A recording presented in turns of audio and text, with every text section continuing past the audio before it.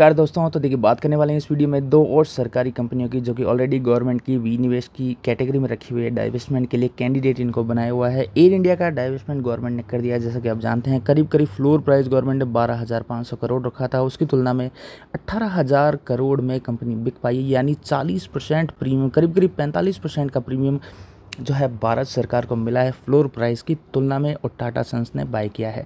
और आज के दिन डीपम एक डिपार्टमेंट है जिसके हाथों में कमान दी गई है सारी कंपनियों के विनिवेश को पूरा ट्रैक करने की और मॉनिटरिंग करने की। डीपम के जो सेक्रेटरी हैं तुहिन कांता पांडे जी, इनका एक स्टेटमेंट आते हुए देखने को मिला है एससीआई और बीपीसीएल के लिए। और एससीआई में देखेंगे 9 से 10% की तेज़ी दमदार बनते हुए देखने को मिली है। स्टॉक में ब्रेकआउट एक्सपेक्टेड था वो आ चुका है, साथ ही बीपीसीएल उतना तेज़ी नहीं बना पाया है, लेकिन 450 के एक हर्डल के ऊपर फिलहाल ट्रेड कर रहा है, जो कि इसके लिए काफ़ी इंपॉर्टेंट एक लेवल है। चैनल पर नए आए हैं, अभी तक सब्सक्राइब नहीं किया है तो आपसे रिक्वेस्ट करूंगा अभी कर लें, साथ ही बेल आइकन को जरूर प्रेस कर लें। आप सभी के सहयोग से जो है 11,000 से ऊपर सब्सक्राइबर हो गए हैं। आप सभी का इसके लिए बहुत बहुत धन्यवाद प्रकट करता हूं।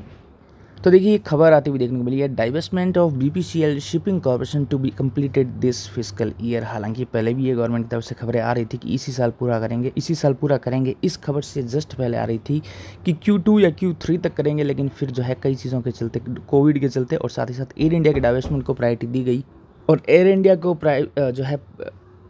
प्रायोरिटी देने के बाद जो है बीपीसीएल और एससीआई का डाइवेस्टमेंट थोड़ा आगे गवर्नमेंट द्वारा सरका दिया गया था। यहाँ खबर आप देख सकते हैं, air India divestment taught many lessons for the future. तो एयर इंडिया के डाइवेस्टमेंट गवर्नमेंट को क्या है, काफ़ी चीज़ें सिखा दी, किस तरह के वैल्यूएशन और ड्यू डिलीजेंस कर सकते हैं। अब सारा का सारा जो है इस चीज़ का फ़ायदा इन कंपनीज़ को, यानी अब जो कॉनकोर, बीपीसीएल, एससीआई आदि को गवर्नमेंट की लिस्ट में है, इनको फ़ायदा होते हुए देखने को मिलेगा, जो कि चार्ट्स पे क्लियरली आप देख भी रहे हैं।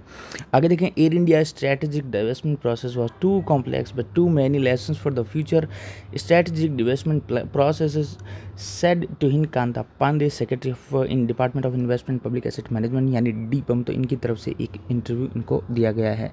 अब देखिए इनसे पूछा गया कि what is next on the agenda for डीपम, इस डिपार्टमेंट के लिए नेक्स्ट एजेंडा क्या है। तो देखिए, in the BEML shipping corporation, Neelachal Ispat, Pawan Hans and central electronic limited, due diligence process is ongoing and now bidding can take place. तो ये चीज़ बताई गई है। At the same time balance sheet for previous year and audited by CANAG यानी CAG is also taking place, as this information need to be provided before one could do financial bids. तो ये जो बोलियां लगाने वाले जो लोग interested, जिन्होंने एक्सप्रेशन ऑफ इंटरेस्ट दिया है, उनको कैग की रिपोर्ट भी दी जाएगी कि आप पिछली जो है बैलेंस शीट्स उनकी ऑडिट पढ़ सकते हैं, वहाँ पर कुछ भी गड़बड़ियाँ नहीं है। तो ये चीज़ इन्होंने बताई। आगे देखिए, along with BPCL we are moving forward on these and to conclude them within fiscal year is our target. साथ ही देखिए, LIC के IPO के बारे में DRHP सबमिट करने के बारे में सब पूछा गया। DRHP जो सेबी को सबमिट करना होता है, वो कह रहे हैं कि क्या नेक्स्ट मंथ कर देंगे। वो कह रहे हैं कि no, it will be file a little later, ये थोड़ा इसमें समय लगेगा। साथ ही एक चीज़ और देखिए, ये एक्सपर्ट्स क्या मान रहे हैं मार्केट के, AI सेल यानी एयर इंडिया की सेल के थीम में आगे उन्होंने बताया PSU सेट फॉर री रेटिंग। तो जो डाइवेस्टमेंट की लिस्ट में है वो री रेट होने के लिए तैयार हैं, क्योंकि जैसा कि मैंने आपको बताया, गवर्नमेंट के फ्लोर प्राइस से 45% प्राइस के प्रीमियम के ऊपर जो है बोली छुट्टी है, और 18,000 करोड़ में टाटा सन्स ने उसको बाय किया है। तो ये एक री रेटिंग की तरफ इशारा कर सकता है। तो divestment agenda gets a push, shares analysts. आगे यहाँ देख सकते हैं, the Air India deal is going through in it is in itself is a big development, will trigger a re-rating of PSEs, especially Bharat Petroleum Corporation Limited, Container Corporation of India, Shipping Corporation, SAIL, Hindustan Copper, etc., where government has already shown its intent of divesting its stake. That apart, banks whose money had been stuck in those loss-making entity will also get some relief. साथ ही मैं आपको एक चीज़ और दिखा देता हूँ। देखिए, Air India divestment privatisation bound BPCL SCI can rally up to 15%। तो ये मार्केट मान के चल रहे हैं कि अभी तक 15% दौड़ और ये जो है स्टॉक लगा सकते हैं, क्योंकि एयर इंडिया का डाइवेस्टमेंट गवर्नमेंट जैसा चाहती थी, उम्मीद से भी काफ़ी अच्छा होते हुए देखने को मिला है। देखिए, BPCL के लिए यहाँ पे टारगेट इनिशिएट किया गया, लाइकली टारगेट 480 से लेकर 500 का 6 से 9% की बढ़त के साथ आने वाले वीक्स में अनुमान लगाया गया है। साथ ही शिपिंग कॉर्पोरेशन फिलहाल 137.38 के प्राइस पे ट्रेड कर रहा है, करीब 10% की तेज़ी के साथ। यहाँ लाइकली टारगेट है 150 पे उसके पास एक हर्डल बनेगा SCI के पास, इसलिए 150 का टारगेट है, जो कि करीब CMP से 9% की गेंस के साथ यहाँ अनुमान लगाया गया है।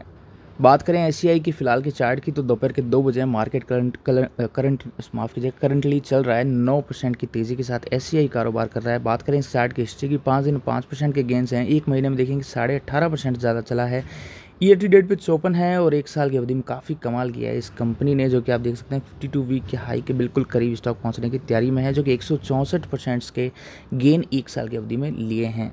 तो देखिए एससीआई का वीकली चार्ट मैंने ओपन किया है और स्टॉक ने अपने जो है ये हर्डल स्टॉक की, जो कि आप देख रहे हैं, करीब मार्च के महीने में हाई लगाया था 134.35 का, उसके ऊपर फिलहाल ट्रेड कर रहा है।